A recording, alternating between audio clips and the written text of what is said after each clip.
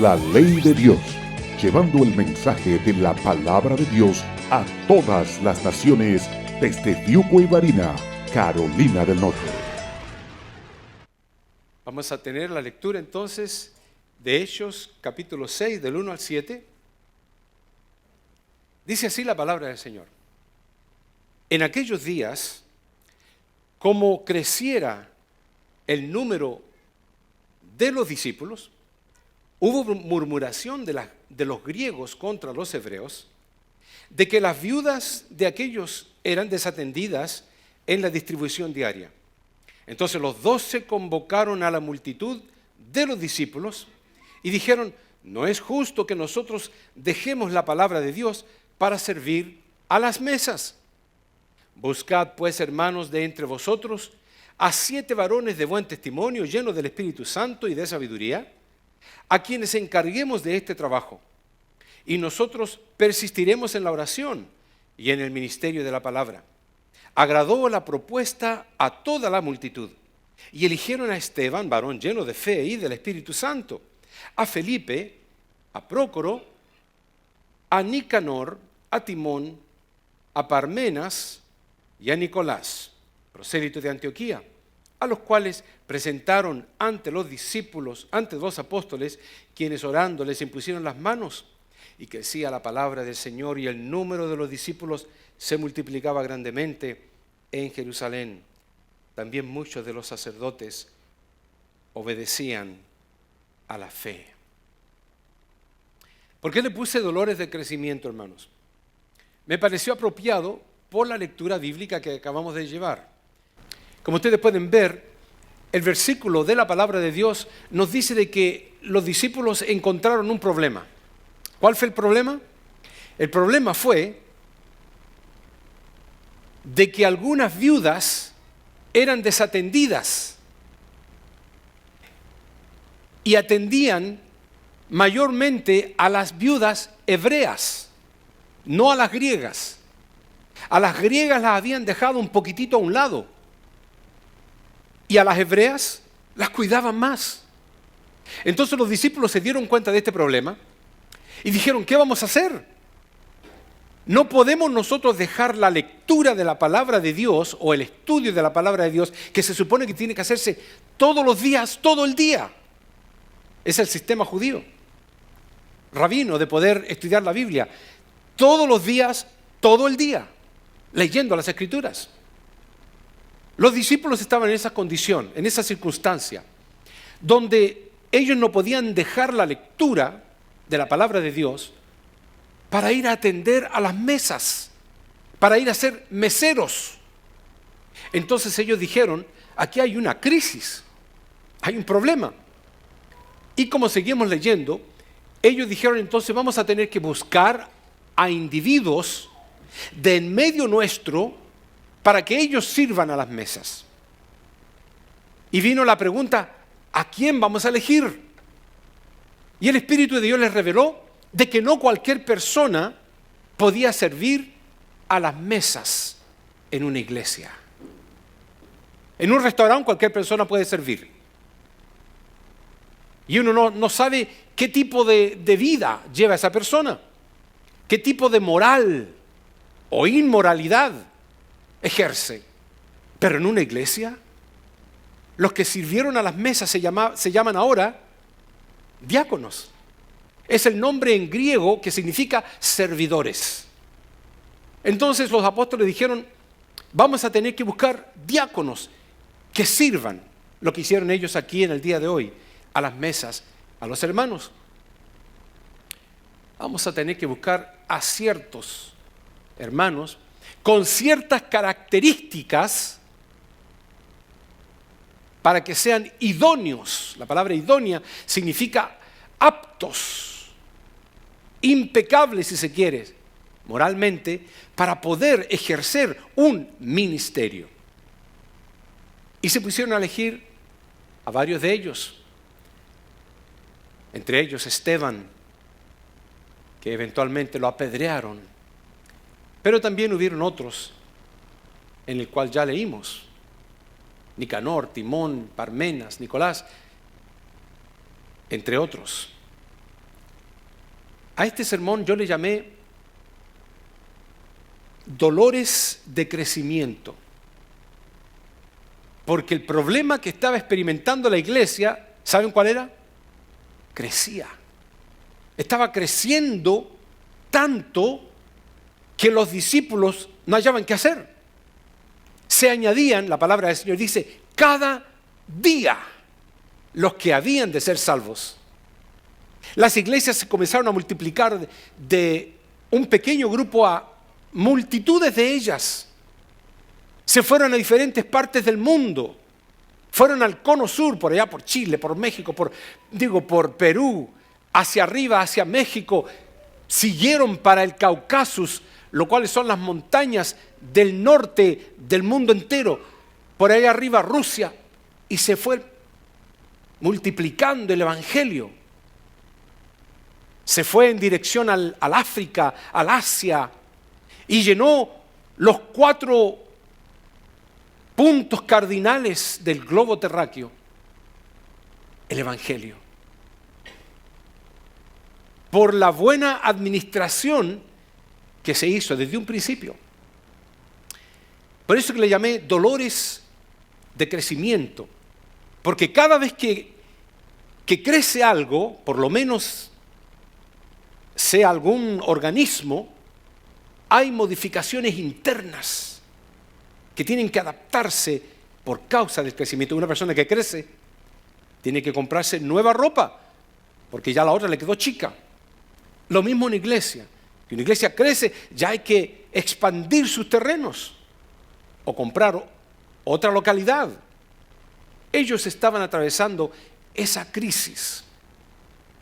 Hace algún tiempo atrás, a nuestra iglesia, vino una movie star, una joven que era una mujer conocida en el cine, en la televisión, en lo que se llama mayormente la televisión, no es necesariamente películas, aunque sí ha hecho también, pero es reconocida en la televisión. Vino aquí a nuestra iglesia y ella trabajaba en un show que se llamaba Growing Pains, que significa dolores de crecimiento. Vino y habló porque es cristiana. Pero también ese mismo término es un término médico. Ese término médico de dolores de crecimiento es precisamente lo que puse ahí. Son descritos como dolores de brazos, piernas, tobillos, etc. Y son causados por el proceso natural del crecimiento de los huesos en la preadolescencia. Por eso que los jóvenes cuando están creciendo se ponen mañosos, se ponen enojones, se ponen así como irritables. ¿Por qué? Porque sin darse cuenta, su cuerpo está enfrentando dolores y sus huesos duelen al crecer, porque el periodo de crecimiento es corto. Después que ya ellos cumplen unos 18 años, dejan de crecer hasta el resto de sus vidas, incluso ya después decae y sus huesos se achican, no los huesos, sino que los ligamentos se achican y por eso la persona decrece. Pero durante el tiempo de crecimiento existe dolores de crecimiento. Pero usted piense, ¿sería malo entonces que no tuvieran dolores, pero que no crecieran, se quedaran pasmados, se quedaran enanitos, chicos? ¿O que realmente experimentaran lo normal de la vida, del crecimiento y crecieran verdaderamente? Yo me asusté cuando Lucas comenzó a crecer. Primeramente le hablaba hacia abajo, mi hijo, tienes que portarte bien. Llegó un momento en que le miraba de cara a cara, mi hijo, tienes que portarte bien. Y después, mi hijo, si quieres, pórtate bien. Y eso es lo que Dios ha permitido, el crecimiento normal de los cuerpos, de todo organismo, porque los organismos tienen entonces modificación. ¿Qué vemos en esta iglesia? En esta iglesia vemos que había, número uno, crecimiento, había mucha gente de todo tipo, había diferentes clases sociales, había diferente clase étnica, los griegos, los judíos. Había también diferente estado civil. En otras palabras, mirándolo directamente en el versículo bíblico de Hechos capítulo 6, versículo 1, leemos de que en aquellos días, cómo crecía, dice la Biblia, lo cual la crisis era que había un crecimiento numérico. El número de los discípulos, dice, hubo murmuración, lo cual yo pienso que al murmurar es un problema de mal estado de ánimo. Había mal estado de ánimo por causa de la murmuración. Dice, de los griegos contra los hebreos. ¿Por qué? Porque había también diversidad cultural. Dice que las viudas, que vemos en el hecho de que hayan viudas, de que había diferente estado civil. Algunos estaban casados, otros estaban solteros, también habían viudas.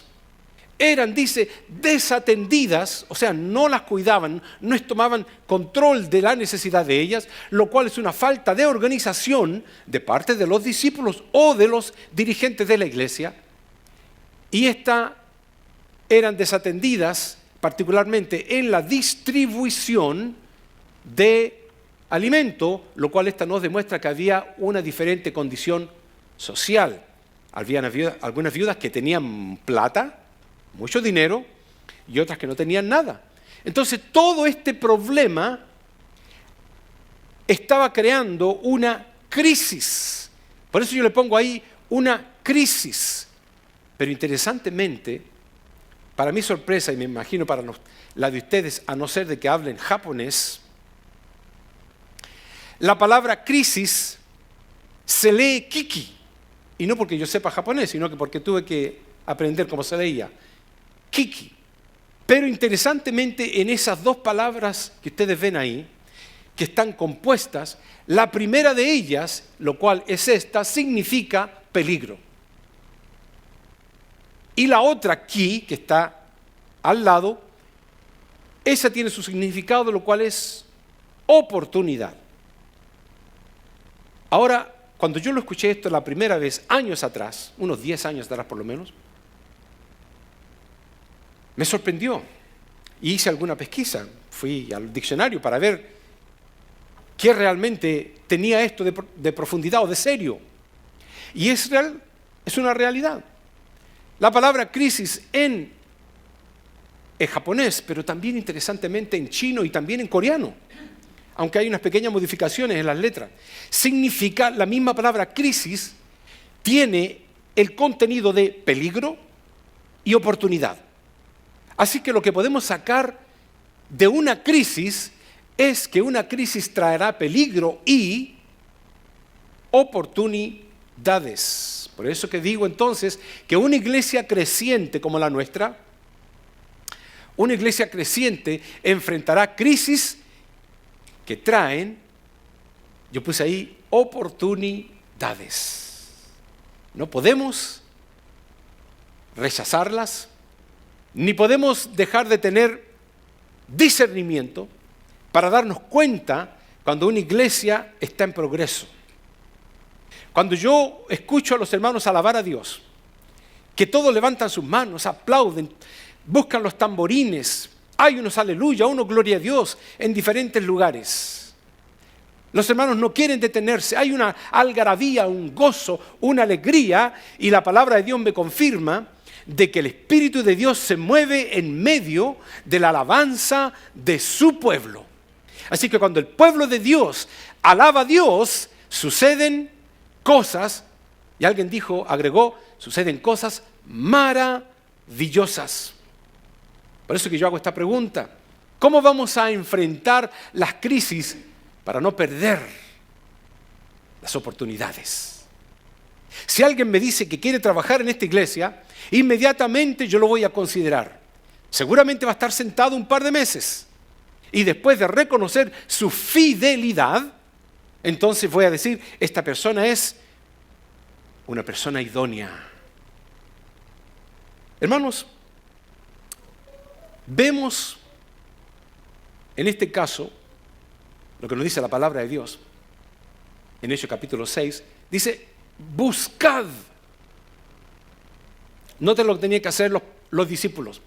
Buscad, dice, pues hermanos, ¿de dónde? ¿De afuera?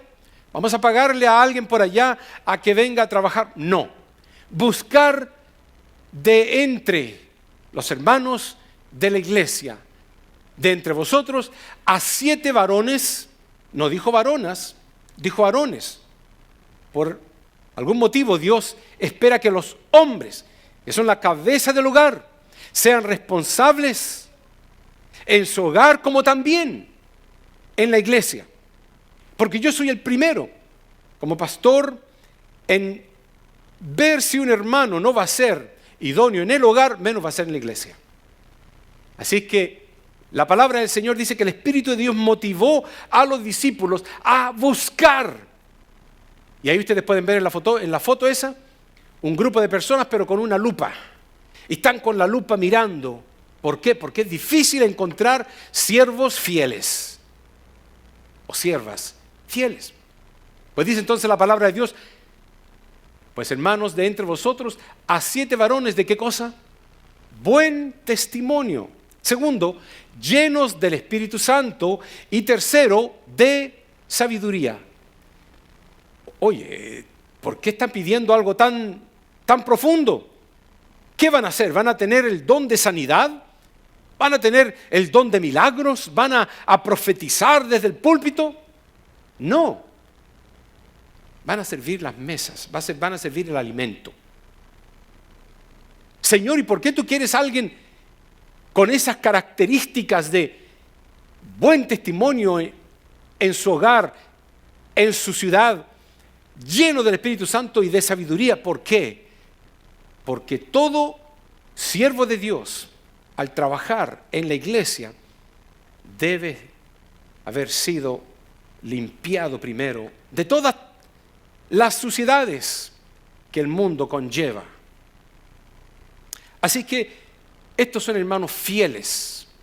La palabra de Dios nos dice en 1 Corintios 14, 33, Dios no es Dios de confusión, hágase todo decentemente y en orden. Esto significa que no solamente porque este hermano es guapo va a ser utilizado. O esa hermana tiene 34, 30, 34. Yo no sé los números, pero algo por ahí le dicen a una persona que es perfecta en cuerpo y medidas. No por eso la vamos a elegir.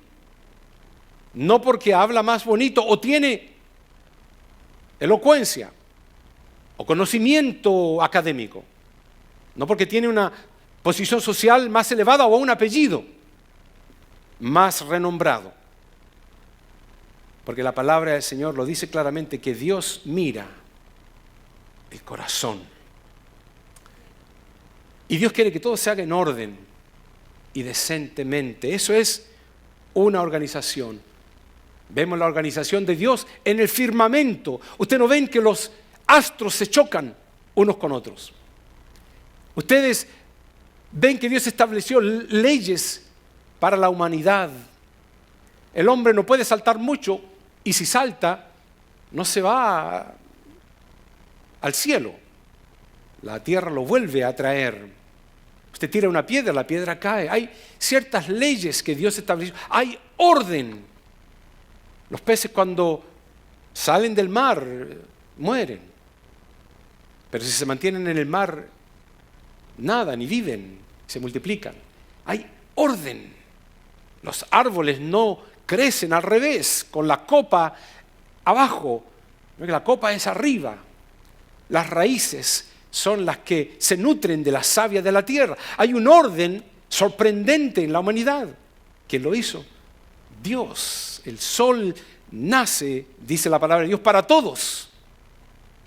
A los buenos y a los malos alumbra. Hay un orden increíble que Dios lo estableció. Dios instituyó la familia como un organismo. Papá, mamá e hijos. Los hijos nos mandan a los padres. Los padres determinan lo que los hijos debían hacer. Hay tantas orden en la palabra de Dios. Y cuando uno sigue este orden, las cosas van bien. Hay progreso en el hogar. Los hijos surgen cuando siguen la voz sabia de los padres, que supuestamente el fundamento de su sabiduría es la palabra de Dios. La iglesia surge, la iglesia crece cuando hay un orden de hombres y mujeres fieles utilizados en el ministerio de la iglesia, aunque sea para barrer el piso. Hay un orden ecológico en el ambiente, hay un orden eclesiástico en la iglesia. Eso lo hace Dios y Dios lo ha establecido en su palabra. Por eso que Dios instituyó la iglesia como el cuerpo de Cristo en la tierra, siendo un organismo, pero un organismo bien organizado. Cuando hablamos de orden, hablamos de que hay cargos en la iglesia. Y por eso que se eligieron a diáconos. Y se eligen hermanos que tomen la ofrenda, y ujieres, y porteros. Allá hay 2 hermanos en la puerta en este momento. Están ahí esperando que alguien llegue para ellos indicarle. Los hermanos están adiestrados a que si un niño llora, un diácono o una ujier va a venir instantáneamente a ofrecer ayuda, a pedir que el niño eventualmente se vaya con la mamá mientras tanto, o vaya afuera, o se siente más atrás. Es increíble el orden que ocurre en una iglesia para que todo se maneje bien y haya crecimiento, pero todo esto es una crisis. Y la crisis conlleva peligro, porque si no se acepta, se destruye. Se colapsa una iglesia. Cuando uno dice, yo no quiero obedecer lo que está diciendo ese pastor, no me gusta, entonces comienzan lo que sucedía en esa iglesia, murmuraciones. Y los discípulos instantáneamente viendo eso, dijeron, aquí hay una crisis, peligro y oportunidad. ¿Cuál vamos a aprovechar? Y buscaron entonces. Por eso decía yo, en la iglesia tenemos pastores, ujieres, técnicos, músicos, ancianos, diáconos, maestros, tesoreros y colaboradores. Y también tenemos quién hace qué en la iglesia. Lo cual pudiera ser el que predica, el que enseña, el que cuida a los niños, el que cuenta en dinero, el que toca instrumentos, el que atiende las visitas, el que pone la Santa Cena, el que controla el audiovisual o el que asiste y ayuda en detalles. Pero quiero decirle algo muy importante. Hace años atrás, la hermana Kendra estuvo enseñando de esto y tocó este punto. Siendo un punto muy importante, lo tomé en cuenta, pero que tiene que ver con la administración de una iglesia. Y es lo siguiente, de que el elemento más importante de la organización son 3. Número 1 está recursos económicos. Una iglesia con recursos económicos puede llegar lejos, pero si no tiene recursos, por eso que los hermanos siempre están escuchando, hermanos, sean fieles con sus diezmos, sean fieles con su ofrenda, porque entonces no se lograría nada si no hay esa entrada de dineros. Uno dice, bueno, Dios tiene todo el dinero del mundo, sí, pero Dios está probando tu fe, Dios está probando tu fidelidad, y por eso es que se repite. Pero yo voy a tener que dar una cuenta a Dios en el cielo para decir, Señor, yo lo prediqué, yo lo enseñé. Así que el otro elemento más importante son ideas y propósitos. Por eso le pregunto a los hermanos diáconos cuando tengo reunión con ellos, ¿cuáles son sus ideas? Díganme, háblenme. A ver, yo las voy a mirar, las voy a observar, voy a ver lo positivo, lo negativo y puede que se implemente. Pero lo más importante de todos los elementos, aunque los 2 elementos que he mencionado son importantes, el más importante de todos, que sin él no se puede llevar a cabo absolutamente nada. ¿A qué nos imaginan cuál es? Hermanos fieles. Porque si no hubieran hermanos donde pudiera llevarse a cabo entonces los recursos económicos o donde se produzcan las ideas, no tendríamos absolutamente ningún tipo de progresos. La organización proviene de Dios y Dios lo estableció en su palabra. En Éxodo 35, Dios elige hombres sabios para trabajar en la obra del tabernáculo. Eligió a 32,000 hombres de guerra. Dios se escogió solo a 300 de ellos para ir contra los madianitas y les ganó a todos. Después que eran 32.000, solamente 300 fueron a la guerra. Por causa de la buena organización de Dios, porque eligió a los idóneos, a los fieles, a los perfectos, según el criterio de Dios. Después de una noche de oración, Jesús se escogió a 12 hombres. ¿Por qué no escogió 13? ¿Por qué no escogió 14 o 21? 100. ¿Por qué escogió solamente a 12 hombres para que sean sus discípulos? La palabra de Dios nos dice de que Él mismo constituyó a unos apóstoles, a otros profetas, dice a otros evangelistas y a otros pastores y maestros a fin de capacitar al pueblo de Dios para la obra del servicio, para edificar el cuerpo de Cristo. Así que, hermanos, ¿qué se necesita para ser elegido? Bueno, condiciones del siervo fiel, y esto no es exhaustivo, es limitado. Diríamos primeramente santidad y consagración a Dios, número 1. Segundo, integridad y honestidad ante todos. Luego, lealtad a la iglesia donde sirve. Déjeme tocar un punto ahí. Lealtad a la iglesia donde usted va. Porque si usted es un árbol que Dios le dice que quiere que lleve frutos, un árbol no puede ser plantado aquí, luego desarraigado y llevado a otra tierra y ser plantado allá, porque se va a marchitar.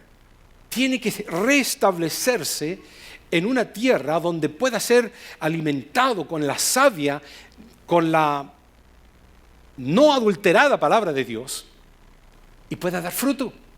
Lealtad a la iglesia donde sirve, fidelidad con sus diezmos y ofrendas, testimonio de una nueva vida en Cristo. Y recuérdese que Dios mira el corazón y no la apariencia necesariamente. Así que, ¿qué hicieron esta gente, los discípulos? Dice la palabra de Dios que ellos eligieron entonces a Esteban, hombre lleno de fe y del Espíritu Santo, a Felipe, Prócoro, Nicanor, Timón, Parmenas y Nicolás. A estos, dice la palabra del Señor, presentaron ante los apóstoles, quienes orando les impusieron las manos y fueron elegidos como diáconos. Para ir terminando el concepto de dolores, de crecimiento,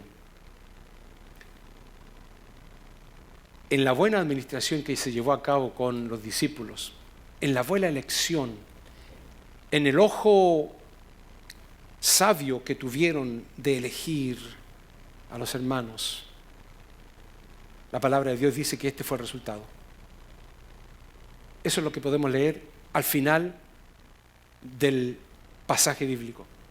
Y la palabra del Señor crecía y el número de los discípulos se multiplicaba grandemente en Jerusalén.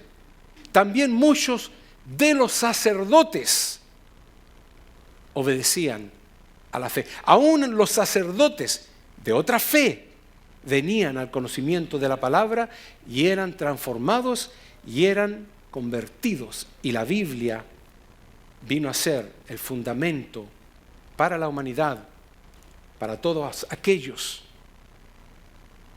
que creen en la palabra de Dios.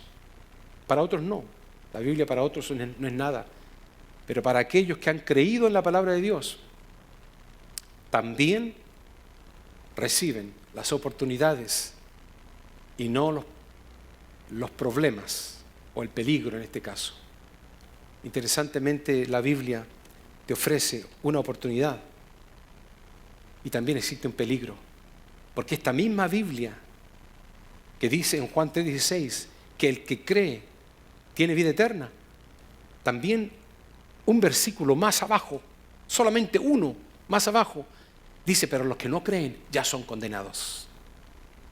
Los que no creen ya están condenados. Así de clara es la Biblia. Terminamos con este pasaje bíblico que dice, crezcamos, dice, en todo en aquel que es la cabeza, esto es Cristo, de quien todo el cuerpo, bien concertado y unido entre sí por todas las coyunturas que se ayudan mutuamente, según la actividad propia de cada miembro, recibe su crecimiento para ir edificándose en amor. La ley de Dios, llevando el mensaje de la palabra de Dios a todas las naciones desde Fiuco y Varina, Carolina del Norte.